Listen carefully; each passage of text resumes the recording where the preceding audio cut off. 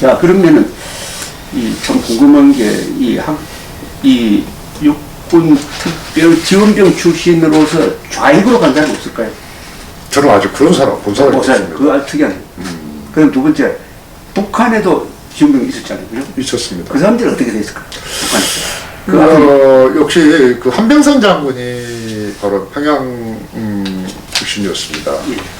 그러니까 이분 같은 경우도 저기 초기에 고향으로 돌아왔는데 역시 이제 김일성 공산정권이 들어서면서 시간이 흘러갈수록 도저히 자기는 거기서 생활할 수 없다는 것을 알게 되었고 그래서 이제 올람을 해왔고 그래서 뭐 올람을 해서도 뭐 이 사업을 하려고 했는가 봐요. 군 생활도 너무 지나치게 했기 때문에 그래서 그랬는데 저 일본 공수부대 출신이세요? 예, 공수부대 출신이신데 야, 그래가지고 저기 그 당시 군사영학교 출신 일본 육사 출신 나오신 분들이 이제 자기 소개를 받고 알선을 해가지고 군사영학교에 입소를 했느라고 그렇게 이제 말씀을 하십니다.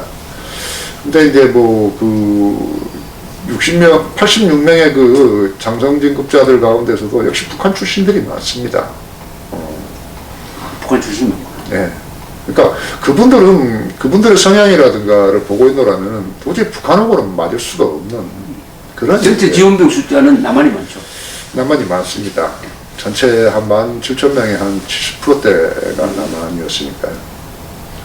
그래서 이제 자연스럽게 이 지원병 출신들이 방공으로 돌게 되는 그 이유 중에 하나가 해방 후에 고향에 돌아와 보니까 자기 같은 사람을 친일로 모으는 사람이 좌익 아니었습니까? 그렇습니다. 거기에 대한 반감도 있었겠네요. 야, 물론 있었습니다. 그러고 훈련 때부터 저 공산주의에 대한 교육을 받았고 방공 교육을 받았고요. 또 실종 경험에서도 중국 지역에 중국에서 저 모택동군대하고 싸운 적이 있을까요? 역시 거기는 뭐 국민당군도 있고 또 그렇죠. 마찬가지 있었기 때문에 이미 그런 교육과 실질적인 어떤 그런 경험을 통해서도 공산주의자에 대한 그런 격렬한 어떤 반감 그런 것은 내면화했던 것 같습니다. 이 이야기 들어보니까 아주 재밌는 어떤 그 상상이 안 생기는데, 이 1차 세계대전에 독일이 항복하잖아요. 그 다음에 무정부단 상태에서 공산주의자들이 혁명을 일으킵니다. 그래가지고 한때는 베를린도 점령하고, 뮌헨 같은 데도 점령해가지고 공산정권을 막 세워요. 이때 이걸 누가 진압을 하느냐 하면은 이 제대군인들, 그러니까 1차 세계대전 때 참호에서 싸웠던 제대군인들이 일종의 무슨 별도의 군대를 하는 건데 그걸 플라이 코옵스를 그러잖아요. 플라이 코옵스라고. 이 사람들이 자기들이 열심히 싸우는데 뒤에서 공산주의자들이 뒤에 등을 꽂아가지고 졌다 하는 이런 공산주의에 대한 증오심이 있었거든요. 그런데 이 자들이 혁명을 일으키니까 진압을 합니다. 물론 정규군하고 이렇게 그 사람 불러들여요. 그거하고 좀 비슷하네. 이 전투 경험을 통해서 방공을 의식을 가지고 되었던 거예요. 그러니까 이 방공의식이 성립하기 전에 전제가 되는 것은 이 국민의식입니다. 예. 그러니까 국가와 국민의 어떤 그런 사회적 관계를 의식하는 그런 이제 교육들을 받게 되고 그게 이제 근대 국민화 정책 교육인데 그 위에 이제 방공 교육이 들어가게 되니까 체계화되어 있는 그런 논의를 가지고 있었다. 뭐 이제 그렇게 봅니다. 그러니까 이분들은 일제 시기를 거치면서 이 국민 의식을 내면화했고 거기다 플러스 이 군사 기술을 체득했다. 이게 이제 또한 이제 해방 후에 들어와서는 대한민국 창군과 그리고 대한민국의 복대 그런 이제 간성으로서의 역할을 해낼 수 있는 하나의 기본적인 조건이야. 친민지적인 유산이었다고 볼 수 있겠죠. 여기 이제 중요한 이제 화두가 하나 던져지는데, 국민의식이 언제 생겼느냐, 그죠? 민족의식은 일제시대 때 독립운동하면서 또 우리가 식민지가 되면서 우리 민족이 단결해가지고 언젠가 나라를 만들어야 된다는 민족의식이 생긴 건 알겠는데, 그 민족과 다른 개념의 국민의식, 그 국민이라는 것은 국가에 충성하고 뿐만 아니라 이 공적 의무를 가진 법을 잘 지키고 이 공사를 구분하는 파브릭 마인드가 있는 국민이 언제 생겼느냐 하는 건데 이것도 부정할 수 없는 게 일제시대 때의 교육이나 삶을 통해서 국민의식을 갖게 되었다 이렇게 보시는 거죠. 일제시대라 하더라도 그 시기가 이제 중요합니다. 그래서 아마도 일제시대의 일원이 대한민국 해방 이후 대한민국 국민으로 이어지는 그런 근대국가의 국민으로 한국인들이 언제 재탄생했는가라고 하는 문제에 대해서는 상당히 민감한 사안입니다. 근데 이런 문제를 가지고 제가 이제 그 역사학계에 있는 여러 분들하고 대화를 해봅니다. 야, 대한민국 국민은 언제 탄생했을까요? 라고 물으면은 답변을 못해요. 그러거나, 야, 3.1운동 이후 아닐까? 이런 식의 이야기를 하거나, 또 뭐 우리가 몇 년 전에 이용훈 선생님이랑 저기 해가지고 건국사 논쟁이 있었지 않습니까? 거기서도 대한민국 국민은 언제 어떻게 형성됐는가에 대해서는 논의를 하고 있지 않아요. 그러다 보니까 이 건국 논쟁이 있긴 했지만 안 의미가 없는 거예요. 알고 보니까. 그래서 저는 이제 이 연구를 하면서 바로 그 전에 착안을 했었습니다. 그래서 조사를 해보니까 이 1937년 8년 이 육군 특별지원병제 시행을 계기로 해서 본격적인 황민화 정책이 시작이 됐습니다. 종래는 황민화 정책 하게 되면은 민족을 말살하는 정책 그렇게 이야기하는데 그게 아니고 그 내용을 따져보니까 이게 국민화 정책입니다. 국민화. 네. 그러니까 그 전까지는 또 황민화 정책이 있어요. 그래서 이제 말로 뭐 가르치거나 우리는 뭐 일본인과 조선인은 같은 뭐 피해 혈통을 갖는다라든가 그런 일선 동조라든가 그런 이야기들은 이제 가르치는 정도였는데 이 제도를 나오게 되어서부터는 이제 연성형 이 황민화 정책, 즉 저는 이제 그걸 국민화 정책이라고 봅니다만 그 제도 시행을 통해서 본격적으로 이제 그 일본 국민을 만들고자 하는 그런 정책이 본격적으로 시행이 되었다. 그렇기 때문에 대한민국 국민 48년 대한민국 건국과 대한민국 국민의 형성인데 그 국민의 형성은 뭐 45년 이후에 들어와서 단지 3년 만에 만들어지는 게 아니고 바로 이러니 중일전쟁 과정에서 이런 일제가 추진한 황민화 정책 혹은 국민화 정책을 통해서 압축적인 어떤 그런 이 용광로를 거치는 과정에서 이 국가와 국민을 관계 그리고 국가와 국민은 어떠해야 되는가에 대해서 스스로가 이제 사람들이 의식하게 된 것이죠. 그러니까 그걸 요약하면은 친일파가 박정희를 친일파라고 합시다.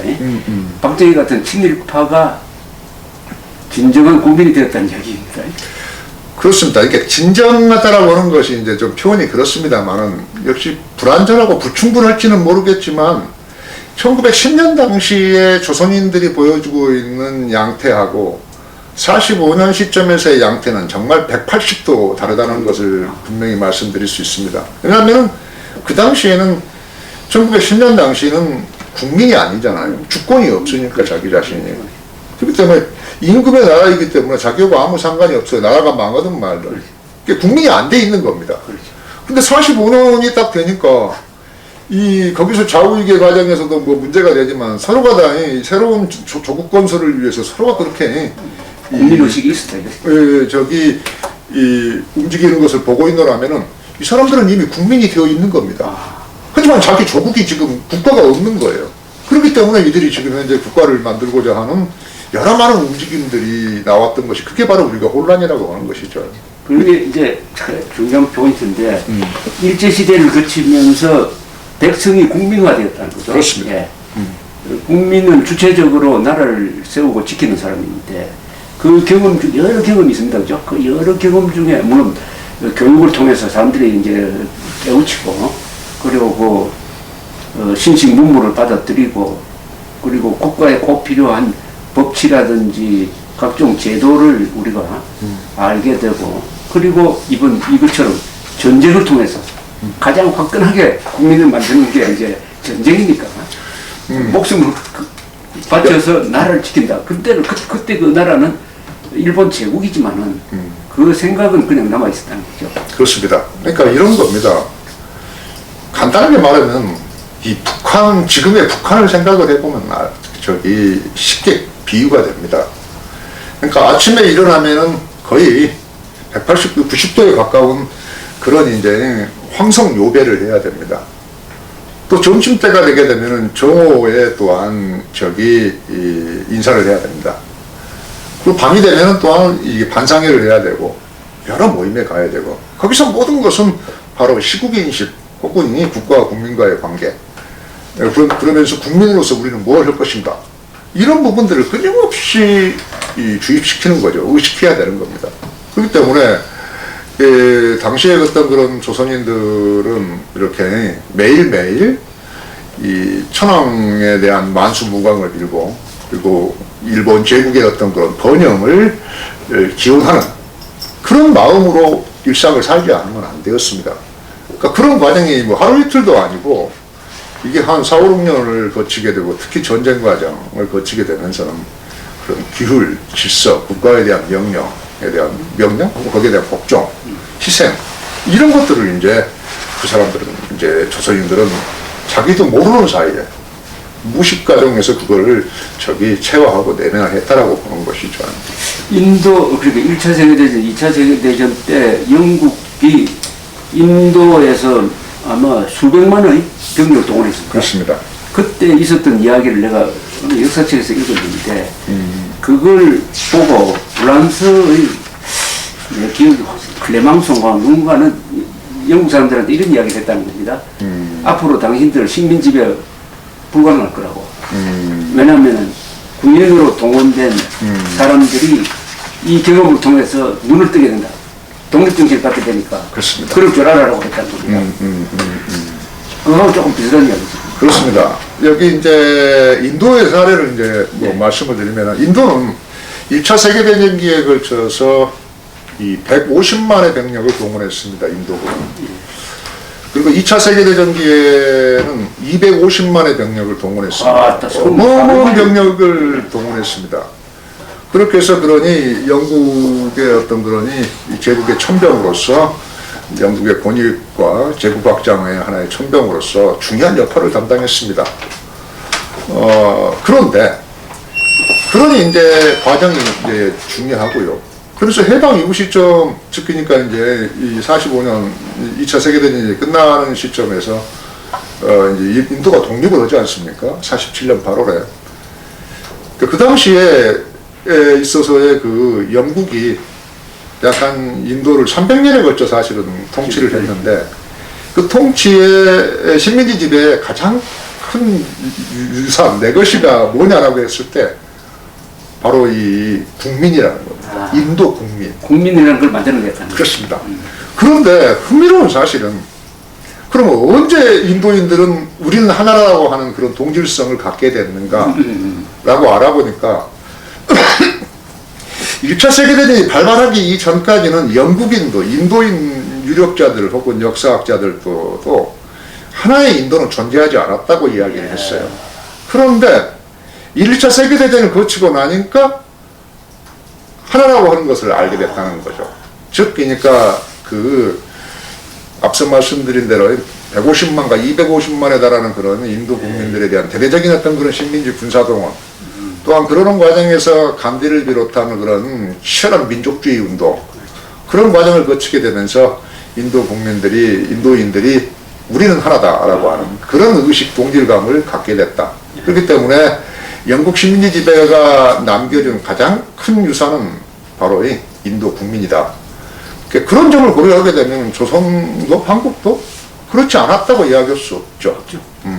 그 점에서 저는 그 논점은 요즘 한국 사회에서는 쉽게 수용하기가 어려울지 모르겠지만 논리적으로, 학술적으로 따지게 되게 되면 결코 그것은 우리가 부정할 수 없을 것이다. 저는 확신합니다. 지금 우리 정환기 교수님이 제기하는 이 책 한 권으로 제기하는 문제, 민족과 국가와의 문제, 국민이 언제 만들어졌느냐 하는 이런 문제는 한국 현대사를 보는 시각의 근본에 대한 도전적 또는 도발적 문제 제기인데 제가 들어보니까 사실에 기초하고 있는 것 같아요. 또 그렇다면은 이게 옳다는 쪽으로 치열한 학문 논쟁이 거치면 정리될 수도 있다고 생각하고 그렇게 됐을 때 우리가 대한민국이 바로 서지 않을까 하는 그런 생각도 드네요. 야, 저도 뭐 처음부터 아이디어가 있어서 이걸 시작한 건 아니고 이 연구를 하는 과정에서 건국 논쟁이 발생을 했고 그 건국 논쟁을 검토하는 과정에서 국민이 빠져 있다는 것을 알게 됐고 국가만 있고 그렇죠. 국채만 있는 거죠. 국가만 있으면 안 되는데 국민이 어떻게 만들어졌느냐. 그러니까 영토가 있고 아주 중요한 포인트. 영토가 있고 국민이 있고 주권이 있는데 야 국민이 있어야 나머지도 뭐 어떻게 보면 성립할 수 있는 건데 그 국민이라고 하는 것은 되게 근대적인 현상이고 그렇죠.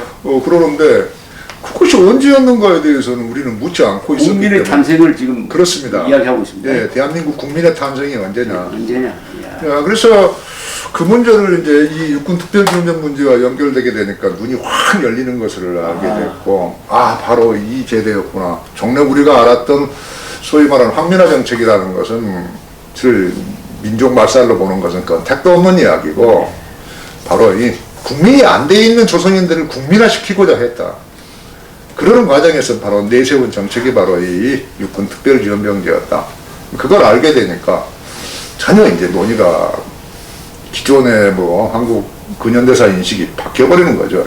그러니까 우리가 그 사실을 만약에 인정하게 되면 즉 조선인이 이 시민위기를 통해서 근대국가의 국민으로 탈바꿈했다, 재탄생했다라고 하는 논의를 우리가 수용하게 되면은 식민지기에 대한 인식이 완전히 바뀌게 될 것이고 그렇게 되면 우리는 한일 관계도 전혀 다른 각도에서 접근이 가능할 것이다. 또 그리고 그렇기 때문이야말로 우리는 대한민국사를 적극적으로 식민지기를 끌어들여서 대한민국사를 구성해야 될 필요가 있다. 뭐 이런 이제 논점으로 나아갈 수 있겠습니다. 굉장히 어마어마한 주제를 잡았는데 이제 앞으로 그쪽으로 또 국민 연구를 하시겠네. 앞으로. 글쎄 뭐 제가 능력이 될지 모르겠습니다. 필생의 화두를 잡은 것 같아요.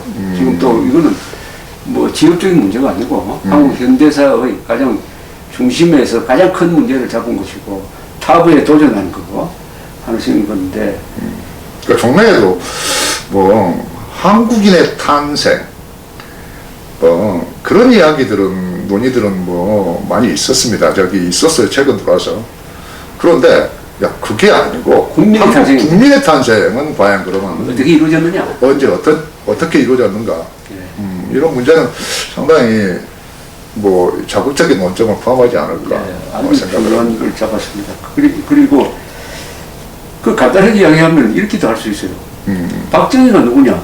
박정희도 여기 뭐 지원병, 박정희도 지원병입니다. 지원병이죠. 그죠? 네, 다만 장교로 지원해서 그렇지. 그렇습니다. 그러면은 박정희 보고 당신 만주공관학교 지원했다고 해가지고 역적으로 볼 수 있느냐? 박정희가 망군, 일군에서 경험한 그 이른바 국가주의 생각 또는 국민의식, 국민의식이 그 다음에 이 나라를 발전시키는데 원동력이 되었거든. 물론 그게 전부 다는 아니지만 네, 그렇습니다. 그걸 부정할 수 있느냐? 그러니까 국민의식 혹은 이 일본 국민으로서 여기 국민이었다. 식민지기에 그 경험을 했다라고 하는 사실을 우리가 인정하게 되면 친일 문제는 이제는 없어지게 됩니다. 왜냐하면 국민이 국가에 대해서 충성을 하고 희생을 하고 거기에 대해서 복종을 한다는 것인데 그것이 뭐가 문제가 되느냐. 그것은 근대국가에서 보여주는 일반적인 현상이지 않느냐. 그렇기 때문에 박정희가 아니면 육군 특별지원병이 지원을 했다고 해서 그걸 가지고 우리가 문제 삼는다? 근대국가의 국민은 당연히 그렇게 해야 되는 것인데. 자, 그러면 그 순간에 이제 저쪽에서 반박이 들어오지. 어떻게 들어올까? 그러면은 김구 이승만은 목숨을 바쳐서 해외에서 독립운동하고 있었는데 왜 거기에 합류하지 않았느냐? 이렇게 나오죠. 지금. 합류한다는 거죠. 합류해야지. 독립운동을 해야지. 왜 여기서 일본에 봉부를 했느냐? 이런 질문이 있죠. 야, 그 사람들은 이미 저기 일본 통치하에 있지 않는 밖에 있는 사람들이지 않습니까?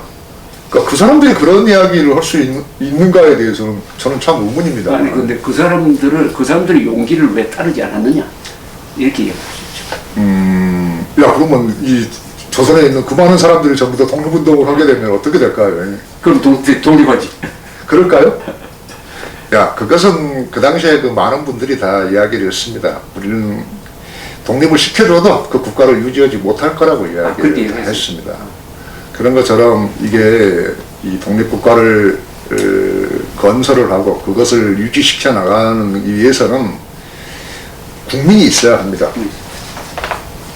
바로 그 국민이 바로 어떻게 보면은 일제가 남겨준 가장 큰 유산이었고, 그렇기 때문이야말로 단지 3년 만에 대한민국을 건국할 수 있었다. 그러니까 이승만도 바로 그런 국민이 있었기 때문에 대통령이 되고 나라를 건국할 수 있었다는 것입니다. 또 나라를 지킬 수 있었고. 그렇습니다. 특히 남침을 당했을 때도 우리가 항복하지 않고 무너지지 않고 버틸 수 있었던 그 힘이 어디서 나왔느냐? 국민의식이다. 그렇습니다. 오늘 또 여기서 하고 또 다음에 날 여기서 마무리할 거 했는데 점점 더 흥미진진하니까 다음에 한 번 합시다. 한 번 하면서 국민 이야기를 더 한 번 해봤으면 좋겠습니다. 고맙습니다. 오늘. 예, 예.